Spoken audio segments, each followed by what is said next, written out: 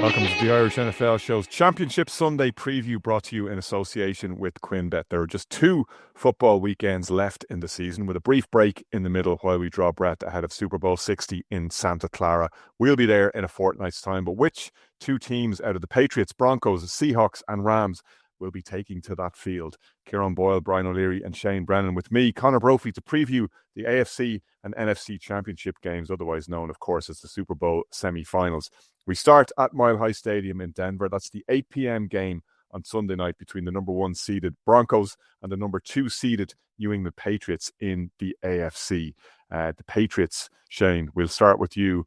Travel to the Broncos very much in expectation, I suppose, as much as hope, because of that bittersweet news from, depending on which side of the fence you're on, from the Broncos after the conclusion of their game against the Bills in the divisional round, when we learned that Bo Nix wouldn't be taken to the field. And Jarrett Stidham, drafted, of course, by the New England Patriots before being cruelly discarded on the pile of quarterbacks that Bill Belichick ruined after he said goodbye to Tom Brady. And he's washed up, wouldn't you know, in Denver, and could be about to have the ultimate revenge game, although the odds are against it. The Patriots 4.5-point favourites on the road.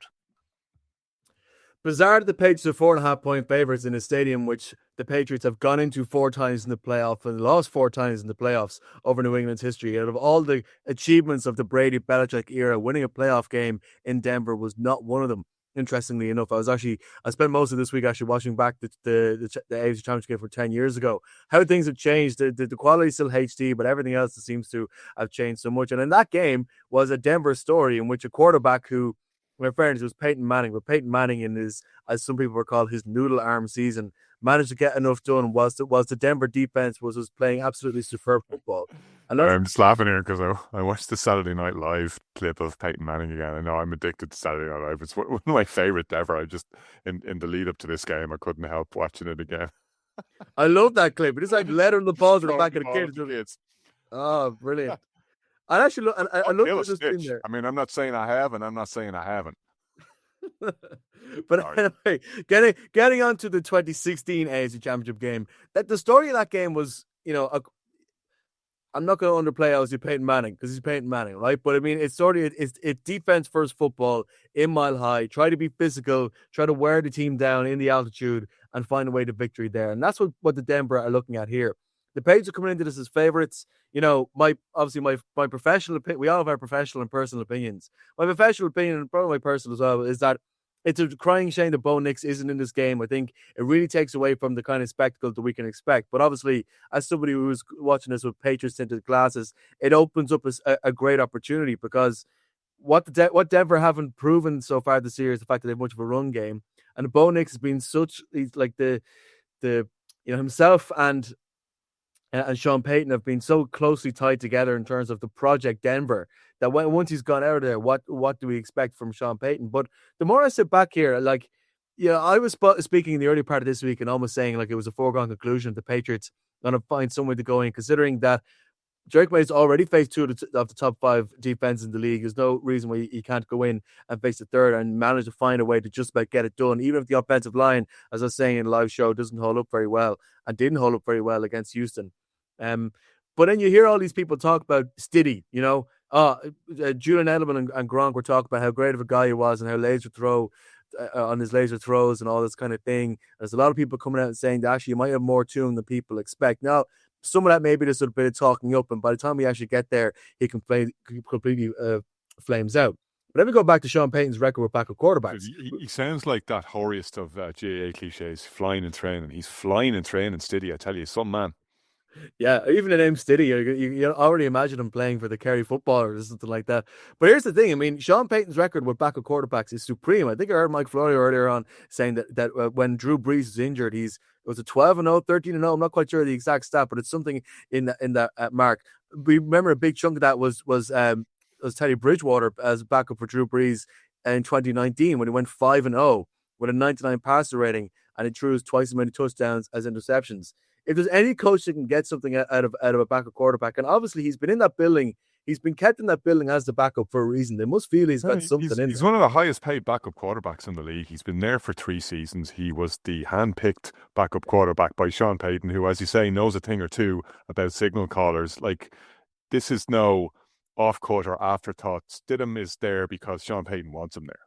Very much so. And even though, like this, a stat that I rolled out on the AV Club earlier on during the week is that the Broncos are the only team in the league to have not given a snap to a backup quarterback this year, and they're the only team in the league not do the same last year as well, which obviously knocks the potential in him. But it also means that nobody's any tape to really look at him. He's the most complete unknown entity going into an AFC Championship game that we can remember. Even when you're talking about Nick Foles and his season when he was a backup in Philadelphia, people were at least able to see what he was able to do. He had his time on the field. You were able to plan for him, but then Doug Peterson was able to plan for him even better.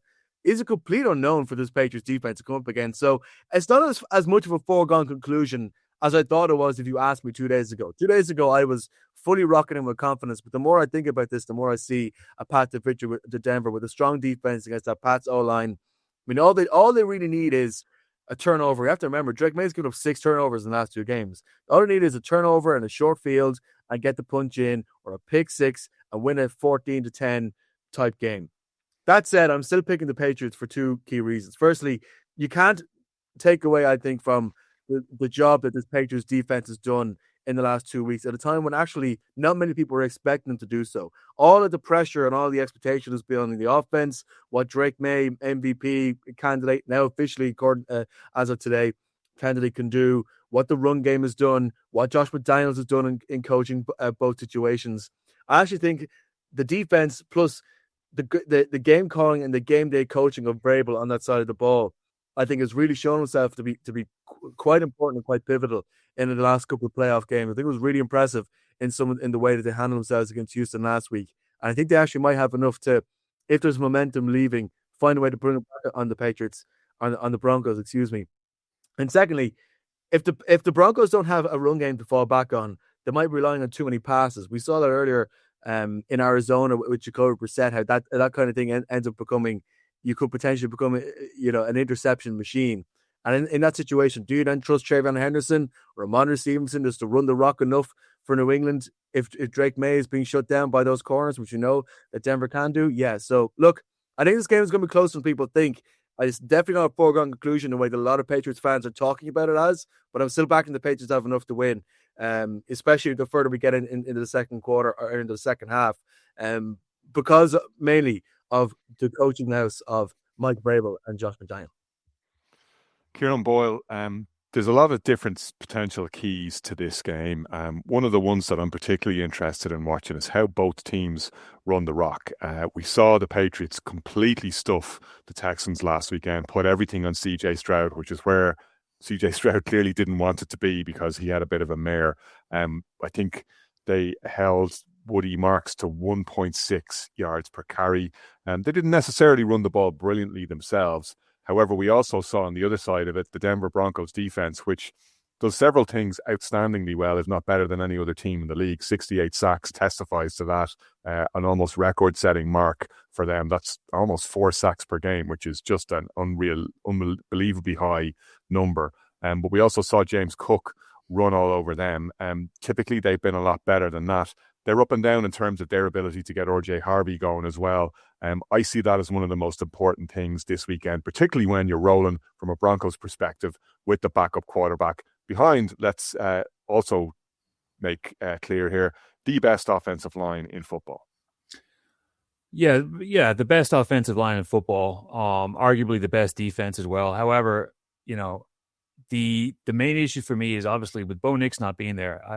I hear all the stuff all week about Stidham and about, he's the highest paid backup. Again, he hasn't played since 2023. His career total is 8 touchdowns and 8 interceptions. I hear a lot of people talking up the Broncos' opportunities and Broncos' chances.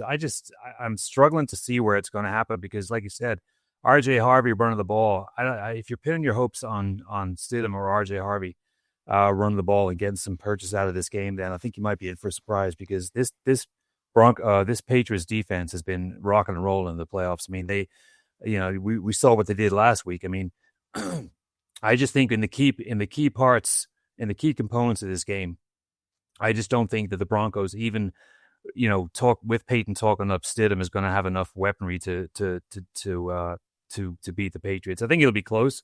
I don't think it's going to be a blowout in any way, but I think when you look at across the board and you look at all facets, offense, defense, and special teams, I think the Patriots have the edge. Definitely in the running back department. I think, Henderson and Stevenson have the ability to bust off 50, 60-yard run just like that. Travion Henderson is a home run hitter. Like, I mean, he is the poor man's, and I don't mean this as any disrespect to him, more it's the level that Saquon Barkley is at, but he's been the poor man's Saquon Barkley this season. He hits a gap and he is gone. Yeah, I mean, he's an exciting player, and the two of them just complement each other. I mean, kind of like we'll talk with the Rams later on with Williams and Corum. But I think for me the run game is non-existent really with Denver. I think RJ Harvey has been struggling, and again, when you look at the other side of the field and you look at the run game that the Pats have, I think it's going to be a big factor. I know that there's been a lot of talk about Campbell and how he was smoked by Will Anderson last week. I firmly believe that I'm not going to say he's going to play any better or he's going to block any better, but the Patriots are definitely going to put some more weapons on the left side and just kind of a couple of tight ends and just shore up that hole there and give him some support with maybe another blocking wide receiver. But for me, I mean, obviously with Drake May, we know he can throw the ball, but we also know the sacks and the fumbles. But I think the Stidham talk has been overplayed. I think a lot of people have bought into the Payton. He's kind of mesmerizing the press and mesmerizing the media with the don't worry about us, we'll be fine. We got Stidham back there. I don't see it at all. I think this is not like it's week 5. And you're not throwing him in against the Arizona Cardinals. This is the championship game, and you're putting a guy who's been cold since 23 and expecting him to carry the offense and expecting him to be able to look down and be able to read blitzes. And he hasn't seen any of this stuff. So I'm concerned for the Broncos that this is the situation they have at quarterback. I hope that it doesn't detract and it doesn't turn into he gets sacked the first 2 or 3 plays of the game and it just turns into a non-event. But I hope it's a competitive game and I hope he has a good game. I'm just concerned that for his ability to make any kind of plays and to affect this team offensively in any way. I know for me, the only way that the Broncos are really going to get any kind of joy out of this game is if everybody plays with their hair on fire. They keep a clean game. Sutton and Mims catch every ball that comes near them. And the defense is, Benito's able to get to May and force a fumble or two, and they get maybe 14 points off of defense because I don't think that they have the ability to score on offense. I mean, they already gave up 449 points against the Bills last week. So, yards against the Bills. So, I mean, if you get to them, they can be gotten at. So, for me, I'm concerned about Stidham and his ability to read the game. And the Broncos' ability to score. I just hope they don't drag it down into like Shane said, a 14-10, 16-13 kind of game, and that it flows a little bit more. But I definitely give the offensive weapons. I give the Pats more of a chance with the offensive weapons that they have. You raise a really good point there, which is that Sean Payton has played a blinder this week in talking Jarrett Stidham up, which is exactly the right thing to do. And I've even found myself succumbing to this notion as the week has progressed. And when this injury came to light, when we knew Bo Nix was going to be gone for this game, I thought, that's pretty deflating now. We've only got one championship game to look forward to because this one's going to be pretty much a foregone conclusion with the Broncos rolling with a backup quarterback. What are the chances? And as the week progressed, I thought, actually, you know what? Like, why couldn't Jarrett Stidham get it done? And they've got so much talent on the field. Defense can hold them in the game. The best offensive line in football. If they can get the run game going, they can take a bit of the pressure off. And we watched Sam Darnold throw for 125 yards last week when the Seahawks absolutely dismantled the 49ers, and he didn't need to do any more because of everything else that they were able to do and how they put the absolute shackles on the 49ers. Why couldn't the Broncos do something like that? Then as the week has gone on, I heard somebody saying, I can't believe the Patriots are 4.5 point favorites on the road. And it suddenly stopped me in my tracks and made the scales fall from my eyes. I went, well, hang on a second. The Patriots are 4.5 point favorites on the road because a guy who hasn't played a regular season snap in 2 years is in the most important position on the other team. And what does that mean? That means in no way, shape or form can the Broncos offense possibly have the entire playbook open, to your point, Ciaran, because that's just not doable for a guy coming in at a week's notice. He knows the playbook, of course. He knows the O-line, of course. He's in a better position to succeed than a lot of backup quarterbacks in the league. But it's just not possible to get up to a playoff caliber at that sort of turnaround. It's just, you can look at the Trent Dilfer experience and the Nick Foles experience, which you called out, Shane, and the Jeff Hostetler experience. It's not like we've never seen this happen. It wouldn't be a miracle beyond miracles. The guy can play, otherwise he wouldn't be there and he wouldn't be on that contract. And he's there precisely to do this, to hold down the fort should Bo Nix ever become injured.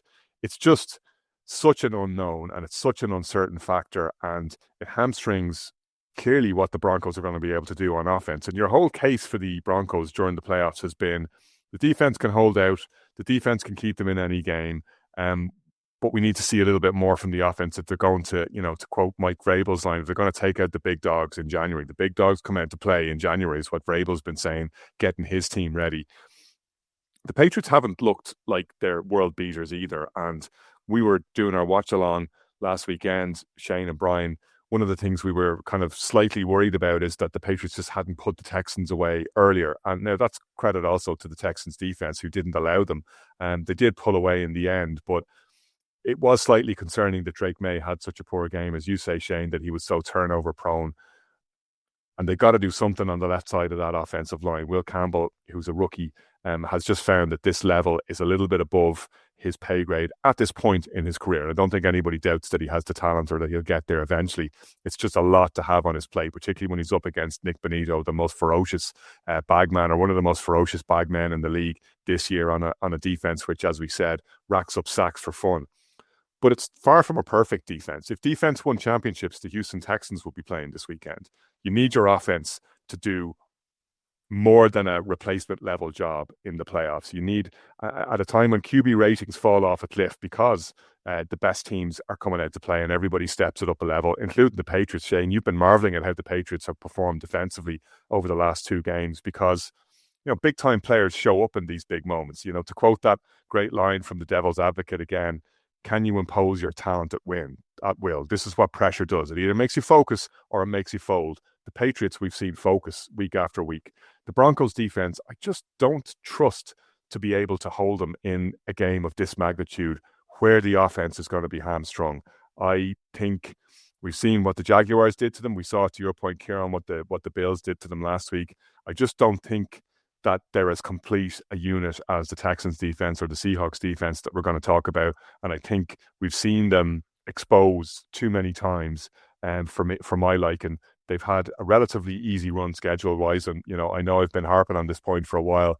I could just see them getting taken out in the playoffs, even with home field advantage. And I see the Patriots as the team that are going to do it. Only if Drake May has a clean game, and he's going to play better than he has done over the last two games. So why wouldn't he? He's in the MVP conversation for a reason.